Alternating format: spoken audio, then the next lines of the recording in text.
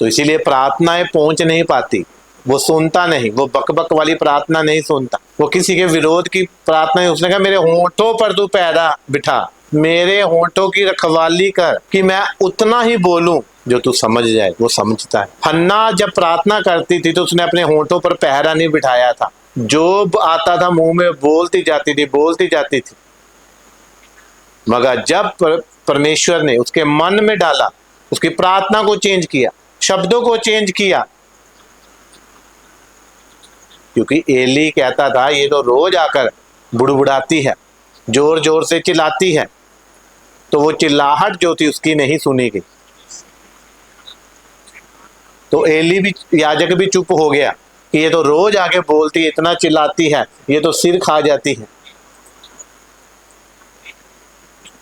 और जिस दिन उसने इस प्रार्थना को, जो परमेश्वर तक पहुंच सकती है, क्योंकि बाइबल कहती है वो अपने विश्वास करने वालों के निकट ही रहता है, वो दूर नहीं है वो। तो हन्ना ने जब उस प्रार्थना को किया बुड़बुड़ाते हुए, तो क्या हुआ, उसने सुन लिया।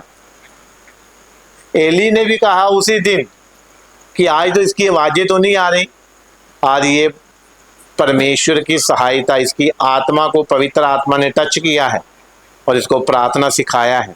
और जब उसने उस प्रार्थना को किया तो उसके होंठ हिलते थे, आवाज नहीं आती थी। तो प्रार्थना करने के तरीके हैं, वो हम इन महीनों में सीखेंगे और अपने बच्चों को सिखाएंगे। तो जब हन्ना ने उस प्रार्थना को किया तो यीशु पास ही था। कई लोग अपने बच्चों को आवाज लगाते हैं, किसी को बड़ी जोर दूर जोर से आवाज लगाते हैं, वो कहते हैं मैं इधर ही तो हूं, मैं कौन सा दिल्ली बैठा हूं।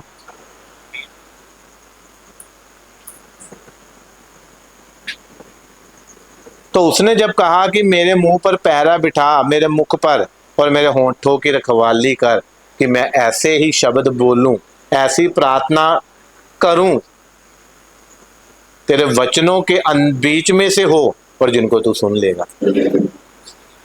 तो जब राजा सुलेमान ने उसको कहा कि हे यहोवा, जब भी कोई व्यक्ति दुखी हो तुझसे प्रार्थना करे और इस भवन की ओर ध्यान लगाकर, आंखें लगाकर, मुंह उठाकर, हाथ उठाकर प्रार्थना कर इस भवन की ओर, तो तू उसकी सुन लेना। तो आप सोचो वो भवन कितनी दूर होगा लोगों के घर से, तंबुओं से।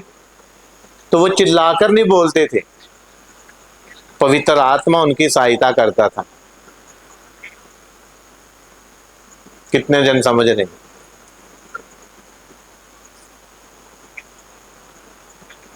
हालेलुया। तो वो प्रार्थना जो थी उसी तरीके से करनी है जो परमेश्वर हमें बताता। उसने कहा यीशु अपने विश्वास करने वालों के निकट रहता है और उसके निकट आनंद की भरपूरी है। वो आनंद इसीलिए विश्वासी नहीं ले पाते क्योंकि वो अपने आनंद को खो देते हैं और रोते हैं, चिल्लाते हैं, इतना बोलते हैं, ऊंची ऊंची आवाज से बोलते हैं, और परमेश्वर क्या सुनेगा। कहते तो परमेश्वर के निकट आने वालों को पहले ये विश्वास होना चाहिए कि परमेश्वर है, मेरे निकट ही है, मेरे पास ही है, उसकी हजूरी में है हम, उसका पवित्र आत्मा का मंदिर हो। आप इस बात को मत भूलो। इसे उसने कहा मेरे होंठों की रखवाली करके ऐसे शब्द ना बोल पाऊं मैं, इतना ऊंचा ना बोल पाऊं मैं, मेरा मुंह उतना ही खुले कि तुझ तक प्रार्थनाएं पहुंच सके। कुरलेनियुस जब प्रार्थना करता था, अपनी ऑफरिंग भी डालता था, दशमांश भी देता था, वो चिल्लाता नहीं था। आज लोगों का चिल्लाना होता है कि मैं इतना सीड बोता हूं, इतनी प्रार्थना करता हूं, इतने उपवास करती हूं।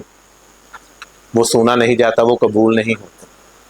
हमारी बातचीत केवल परमेश्वर तक होनी चाहिए। हालेलुया।